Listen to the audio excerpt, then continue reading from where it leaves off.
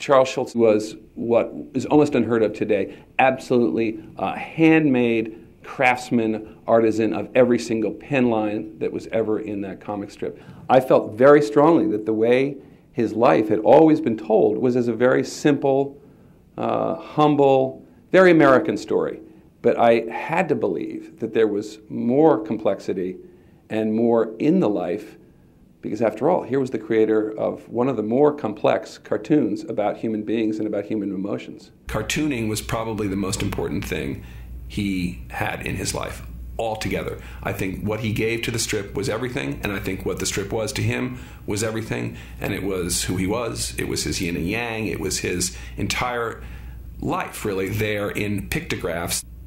What struck me powerfully was discovering within the characters that I thought I knew already, bits and pieces at first, and then whole narratives from Charles Schulz's life that were clearly the source and inspiration for Peanuts, namely Lucy. The resemblance of Lucy to Charles Schulz's first wife, Joyce Halverson, was remarkable and uncanny, and without exceptions, Lucy was describing, and becoming the parts of Joyce that were recognizable to friends. The marriage itself became the fuel that the strip burned up over those 21 years they were married. Contentiousness is a word that Joyce Schulz herself used at the time to say, with happiness is a warm puppy, with a lot of the sweet stuff that's going on in the marketing and selling of Peanuts, let's not forget that the contentiousness is what made this thing go. If you can imagine Peanuts without Lucy, you would not have the strip that we know now.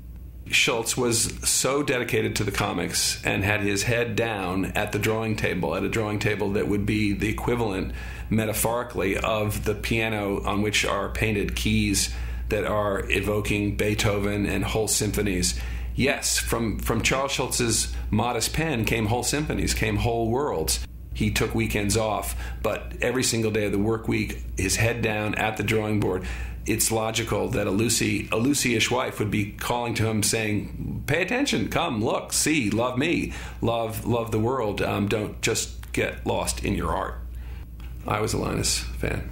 Linus the thinking, the downtrodden younger brother, Linus the greatly imaginative, useful, finding every use possible in the security blanket, resourceful, determined, dignified, all those things were meaningful to me as a younger brother, as a sort of slightly misfit, bookish boy. He struggled with melancholy. He was often called in the later years, in the 80s, a depressed person. He really wasn't depressed. What he was melancholy. He was anxious at times. He had struggled in his life, as we all do. The day he died was the last day that Peanuts cartoons appeared in papers across the country and around the world, and he died the night before the very last strip was published in the papers. So his life as a cartoonist ended exactly as the cartoon itself ended. I'd never come across an ending in any of American biography, such as the man who, on the night before, it's something out of Hawthorne or Melville, the night before his life as a cartoonist ends, his life ends. And I think there's some poetic beauty and justice in that, but I think also it's an ending that he himself would have, and did probably, rebel against in his inner heart, because cartoons have no ending. And one of the great parts of the art form is that they are about unresolved struggles. Nothing in cartoons ever ends. Lucy always pulls the football away. Another day, Valentine's Day comes around, and Charlie Brown still gets no Valentine's.